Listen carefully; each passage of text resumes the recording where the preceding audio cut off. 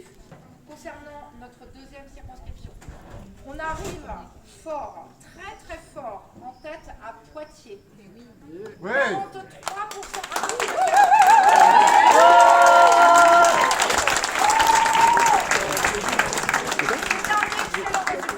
C'est un excellent résultat qui vient mettre un coup à la candidature dissidente portée par M. Claes avec des visées a priori municipales pour 2026. Et je suis voilà, très fière que collectivement on ait montré que non, Poitiers ne serait pas le jeu, en tout cas de la social-démocratie de droite, enfin bref, porté par M. Claes. C'est une première chose et c'est extrêmement important. Ouais. Sur l'ensemble, ouais. Sur l'ensemble de la circonscription, nous arrivons donc en deuxième position, avec un taux de participation de plus de 70% si je ne me trompe pas. 70%, c'est plus de 20% de plus que la dernière fois. Alors, moi je ne suis pas du tout mathématicienne, je n'y comprends pas grand-chose aux chiffres, mais la dernière fois, nous avions au premier tour, avec un taux de participation bien moindre, nous avions 1000 voix de retard. Cette fois-ci, avec un taux de participation plus important, nous avons 2500 voix de retard, à peu près, hein, sur Sacha Houlier.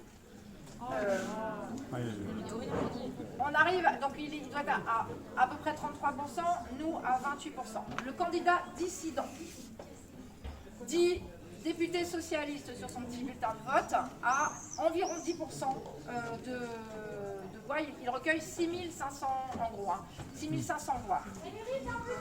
Je viens d'appeler le candidat dissident du Parti socialiste, qui vient de me dire au téléphone qu'il appelait à voter pour Sacha Houlier. Il ne sera pas suivi. Les choses sont claires. Donc, les amis, c'est Monsieur Bourdier. Monsieur Bourdier, ce n'est pas forcément ses électeurs ou électrices. Il va donc falloir convaincre les électeurs et électrices qui se sont prononcés pour M. Bourdier de nous rejoindre, en tout cas que la plus grosse partie d'entre elles et eux nous rejoignent. Nous avons 5 jours pour, 5 jours pour cela.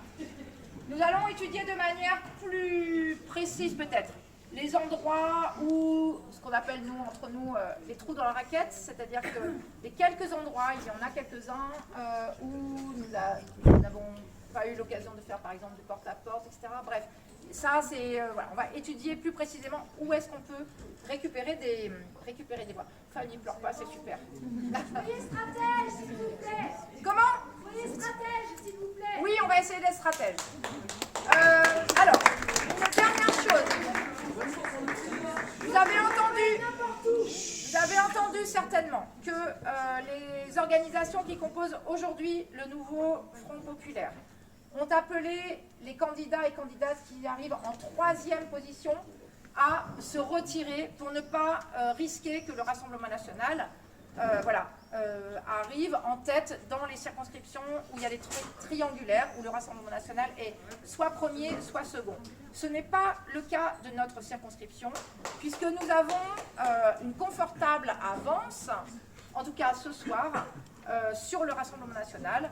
Donc, a priori, sauf un truc extraordinaire qui se passerait dans la nuit, a priori, nous nous maintiendrons pour le second tour, pour mener la bataille, pour passer devant dans une semaine. Je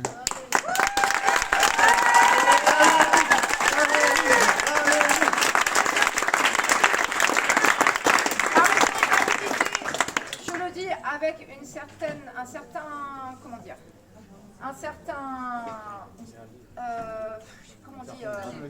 une gravité, voilà. Notre responsabilité est importante, mais on a toujours agi en responsabilité. Et dans cette campagne, en tout cas sur les 13 jours qu'a duré la campagne du premier tour, on a su aller là où il fallait, c'est-à-dire en gros un peu partout, pour rappeler aux gens l'importance du vote. On a été, il n'y a pas que nous, hein, parce que c'est au niveau national, il faudrait regarder de manière plus précise si dans le département de la Vienne, si dans notre circonscription, le taux de participation est plus important qu'ailleurs. Je n'en suis pas sûre. En tout cas, voilà, ça demande à être décortiqué. Les gens sont allés voter. Voilà, on a des gens à convaincre de changer leur vote. Mais on a aussi des gens à convaincre encore d'aller voter pour ne pas que se poursuive la politique dévastatrice socialement et écologiquement portée par Emmanuel Macron et donc Monsieur Houllier, ni évidemment bien sûr le repli sur soi, la xénophobie, enfin bref, tout ce que peut porter le Rassemblement national.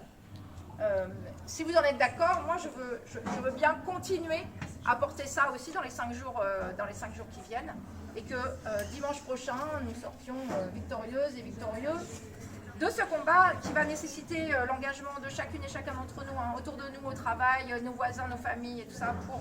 voilà, c'est possible. 2500 voix avec 70% de participation, c'est pas plus important que les 1000 voix avec 50% de participation d'il y a 2 ans. D'accord? Donc, moi je suis heureuse d'abord de ne pas arriver derrière le Rassemblement national. C'est un très bon...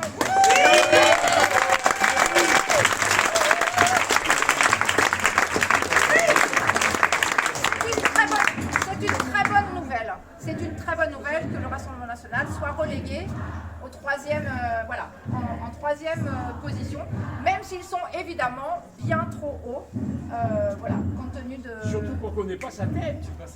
Surtout pour qu'on n'ait pas sa tête. Et sur TikTok, la voix du chien. n'a pas TikTok, t'es trop vieux. Voilà, si vous avez des questions, je veux bien y répondre. Sinon, peut-être je vais aller à la préfecture pour dire ce que je viens de vous dire en plus réduit. Hein. Ça arrive.